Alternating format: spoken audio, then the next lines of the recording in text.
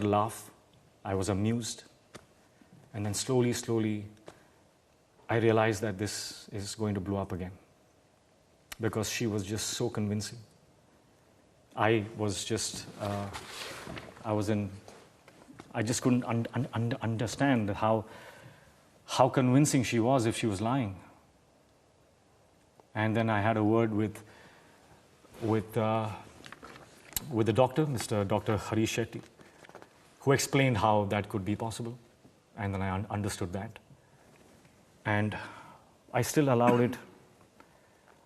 I knew that this would affect me for a few days. I have handled it in the past. I will still move on. I had no intention of reacting to this at all.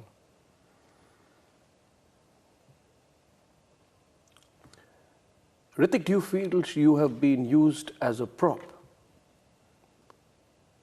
by her for publicity purposes before films?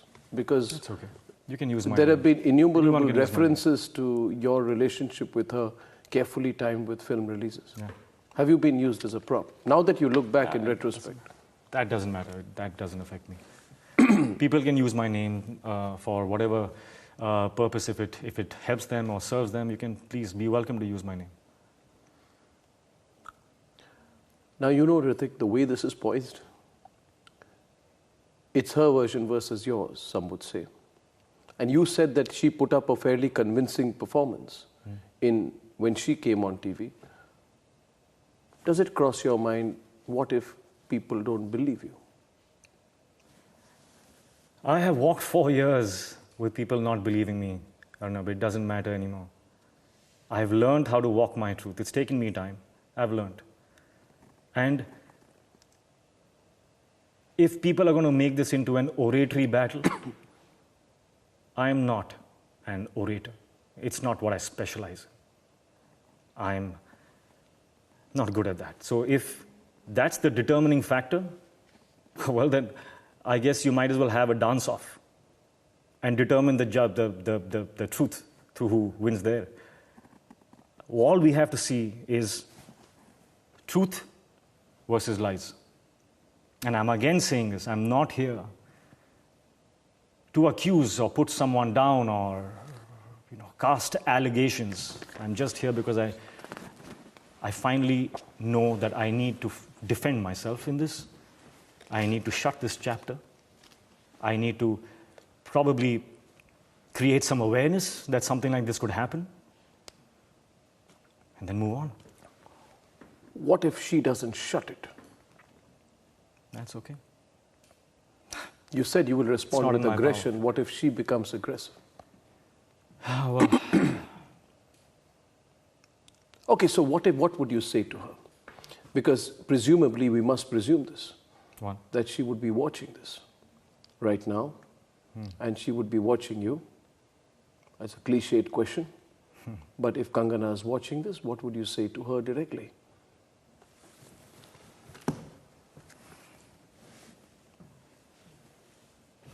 I don't know. I think if I do get a chance to speak with her, I will tell her what my thoughts are. But not here. This is national TV. It's not just going to go to her. But I will, if I have a chance, I will. But you're willing to let go. Police complaints are investigated. Matters go to court. As I said, Arnab, I'm not here to fight. For once, I want to say my truth. And that's it. What else can I do? And not just say my truth. I never want to be in a situation of he said, she said. Because that is just as disgraceful as what's been going on. I'm not here to do that. And I know that through this interview, you have asked me questions that have prodded me on to give you a narrative. But this is not my intention. My intention is not he said, she said. I do not go by my words. I want to tell this to the people. Do not go by my words. Do not trust me. You have no reason to trust me. All I'm saying is you go by the evidences. That's it. Small point of disagreement. I'm not trying to get you into a narrative. If I have only taken you through a chronology. We began in 2009. I just hope they and don't. We've gone up to 2017. I just hope they don't misconstrue this as, now he's saying this now. I'm not here to do that. I'm not here to, fight. As I said, I've never had a fight in my entire life. I don't believe in that. If people believe me, great. If people don't believe me, great. I know where my journey leads me, and that's where I will go. And I will manifest, eventually I will manifest exactly the person I am. Because that's the equation of the universe that I believe in. And it's true because it's my premise. Yeah. For me, it's true. Yeah. So I will manifest what I'm exactly about eventually. Yeah. So I have no fear. Hrithik, I always opine, I always judge, I always give my perspective. On this one, I actually have not. Because as I began by saying, this medium of television is a very transparent medium. And you are as up close and personal in this conversation as you have been. I think people will come to the right conclusion. And I also appreciate the fact that you have not gone into making any personal attacks on her. And for your frankness, for your restraint, and most importantly, I must say, Hrithik, for being the first television star, film star,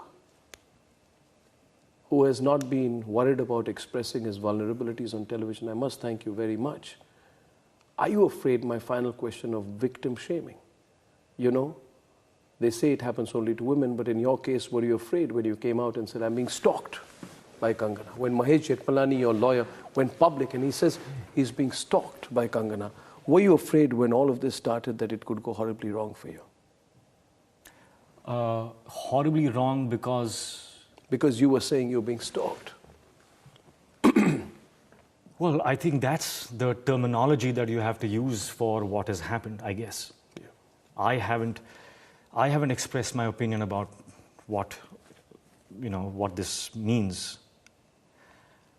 But as I said, I am never a victim in my mind. It doesn't matter what label gets put on me. They call me a superstar first.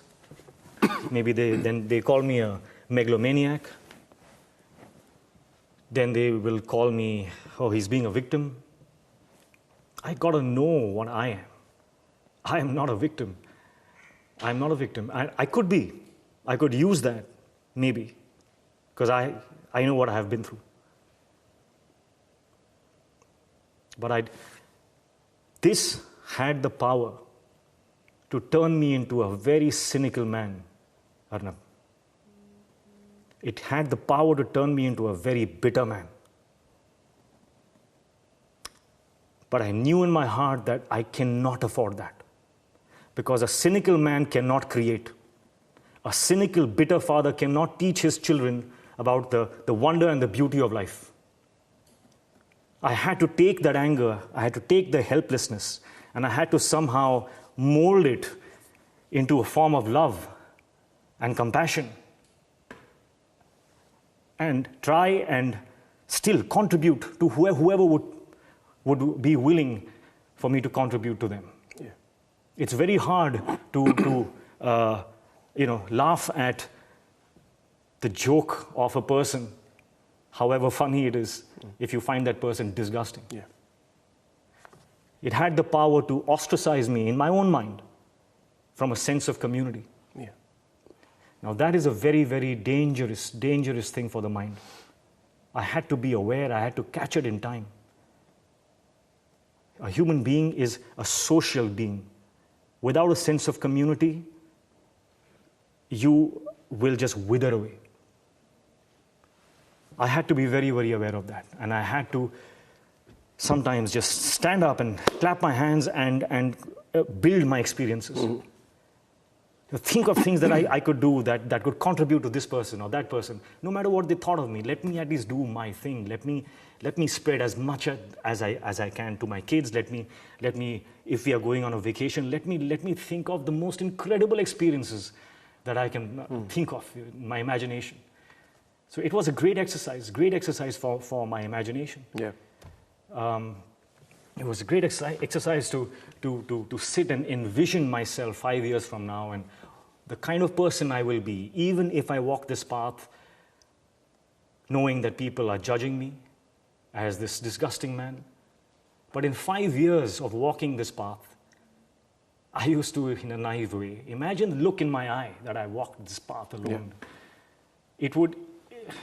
I would be a stronger person.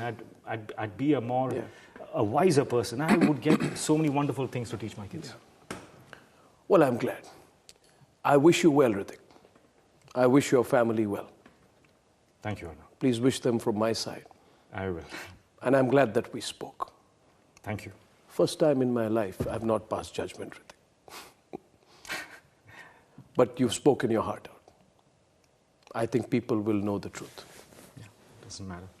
Thank you, Hrithik. Thank you. It's wonderful to talk to you. Thank you. Thank you so much. Thank you. Thank you.